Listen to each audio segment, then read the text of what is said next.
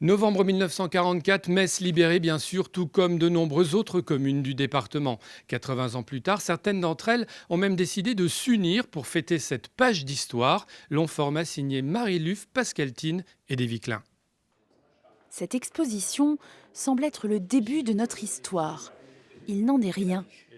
Il s'agit du dénouement, car les maires de Kunzich, Diestroff, Stukange et Walmerstroff se sont alliés pour monter ce projet. Une rétrospective qui raconte la libération de leurs 4 communes.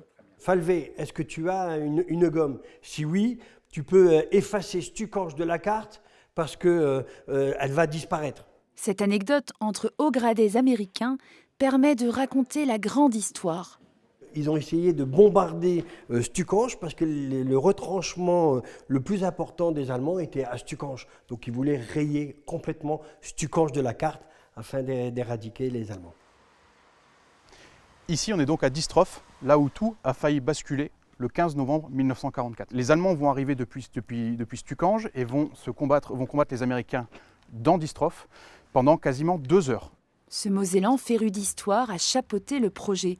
Ses recherches l'ont amené à consulter des archives américaines et à documenter cette bataille qui a fait des centaines de morts dans les 2 camps. C'est un élément totalement méconnu à part de certains habitants du village, mais dans les environs, on ne connaît pas la bataille de Diestroff. Pourtant, c'est une bataille qui est inattendue par les Américains. Les Américains ne s'attendent pas à être attaqués par les Allemands, qui va durer 2 heures le matin du 15 novembre, entre 8h et 10h. Et le choc est tellement important que même le général Patton lui-même, donc le chef des armées américaines en Lorraine, dira que c'était la pire contre-attaque allemande de toute la campagne. Méconnue donc, mais révélée avec ses commémorations, car elle a joué un rôle majeur dans l'avancée des troupes américaines depuis la rive gauche de la Moselle. Bonjour Loïc. Alors, tu nous as ramené l'ambulance ? Oui. En plus, c'est effectivement le véhicule qui a pu traverser la Moselle à l'époque, 80 ans en arrière. Alors, on parle beaucoup des Jeeps. Des GI mis à l'honneur grâce aux associations locales qui entretiennent le devoir de mémoire. C'était avec leur force logistique qu'ils ont gagné la guerre. Comme le Dodge, aussi bien en WC-54 comme celui-ci, ou en 51 ou 52, qui était un véhicule de transport de troupes.